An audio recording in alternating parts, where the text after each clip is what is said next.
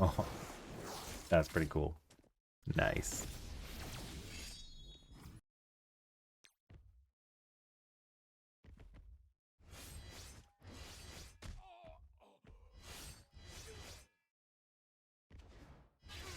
Ooh, that's cool. Dang, just smashing the ground.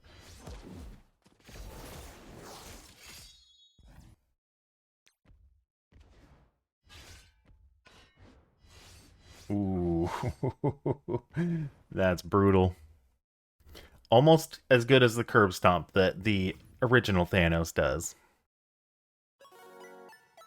What's going on, everyone? It's the People's Envoy Updog here with you again, and today we are going over Thanos because he's going to be coming to the game, and so we'll go over his kit again. You might have seen it when it first came out, but I thought I'd go over it again, go over the ISO recommendations, and, you know, investment level, and things like that. So let's get into it here. Now, I always like to start with the passive, and so we'll go ahead and do that. So the Annihilators team has a lot of if this character drops below or if they're above, they have different abilities based on that. So when Thanos drops below, he's going to clear all negative effects from himself and the Annihilator allies. And he's going to reduce all positive effects by 5. So that includes Safeguard. That includes anything else. Immunity, offense up, defense up, deflects. It includes all of that. Very, very powerful ability. He's maybe a candidate to be right behind Gladiator, so that way he does drop below, and then he does all this great stuff if he gets all that splash damage and things like that.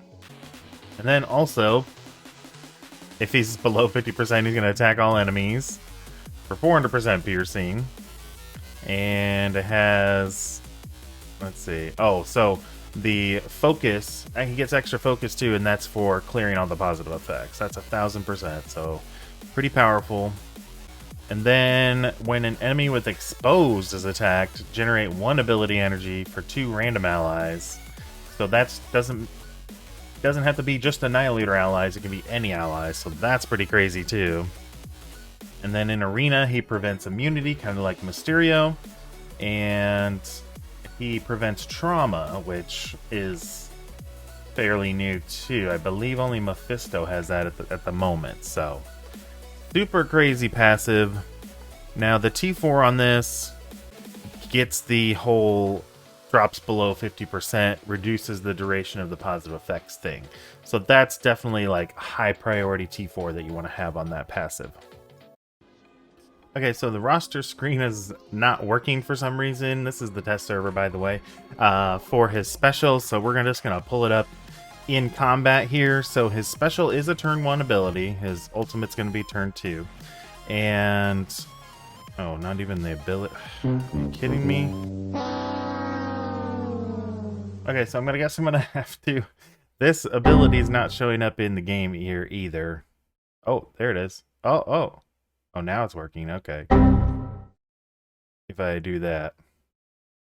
Oh no, that's just the basic. Oh, that is weird. Well, I'm gonna read it off from the website, I guess. So his special is going to barrier himself and all allies. So it doesn't have to be Annihilator, it's going to be everybody. So if himself or any of his allies, doesn't have to be Annihilator, it can be anybody.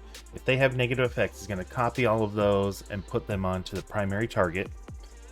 So then he will attack the primary target, apply exposed, and trauma, and stun, and will chain to 3 adjacent enemies. It's not a rebound chain, just a regular chain, so kind of the main thing you want to worry about is who do you want that primary target to be, and who do you want to have that stun, the trauma, the exposed, everything like that. But he will chain to 3 other targets, 3 other enemies, and he'll apply offense down on those chains. And counterattack does break the chain though, so he's not super OP. And the T4 on the special is the trauma and stun will be for 2 turns instead of 1, so that's super powerful T4 as well. And he will chain, instead of 3 targets, he will chain to 5 different targets. So, and since we're in combat already, we might as well go over the basics while we're here. So his basic attack will attack the primary target for damage, apply 2 heal block, and then 2 bleeds for 1 turn. And it'll reduce speed bar by 5%.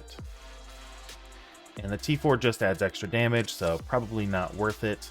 Definitely the passive, ult, and special are going to be worth it. Okay, so investment level. Let's talk about that for a minute.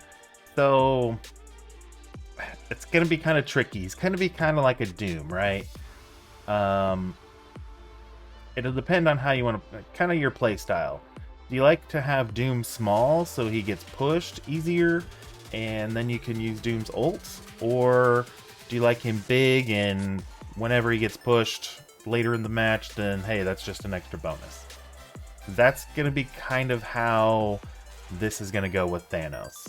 And I don't know, I'm a little bit more tempted to build him up higher, and then that way when he does get pushed, then you know, it's just an extra bonus thing that happens where he clears all the, or not clears, but reduces all the positive effects, including safeguard and stuff like that.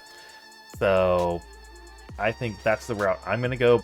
I can see a situation where you might want him to keep him small. So I'm going to say probably still gear 18, level 100, of course, maybe level 95. If you want to go small, maybe gear 16. But I think what I'm going to do personally is going to do the gear 18 level 100. And I think I will put him behind Gladiator, though, for positioning. He does go 3rd on the team as far as speed goes, as long as there's no funky like rewinds or slows happening to him. So he's technically the 3rd person to go on the team.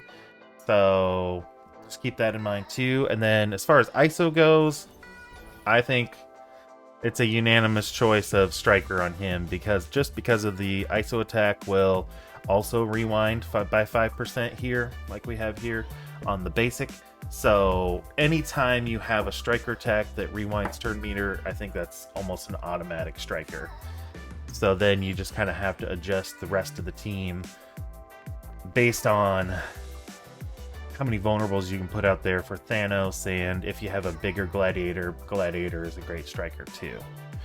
So that would make Gore a Skirmisher or a Raider. Not Symbiote Surfer. Silver Surfer would be a Raider, and then Ultimus a Raider or a Striker. He's got a pretty good Striker attack too. So this is the position I think I'm going to start with for the new team, the full team. If I'm using them in War, I'm probably not going to use the full team in Arena because I have Mephisto. I think Skrull or maybe even Nightcrawler would be a good choice too on Arena, just because you will get that exposed out there, and Thanos will give energy when anybody hits the exposed. So yeah, there's your full breakdown for Thanos. It was a little bit unconventional compared to my other ones that I've done, just because of the test server being a little weird, but hope you enjoyed that. Hope that helps. Good luck out there, everyone, on getting Thanos. Make sure you spend those resources wisely, everyone, and we will see you around.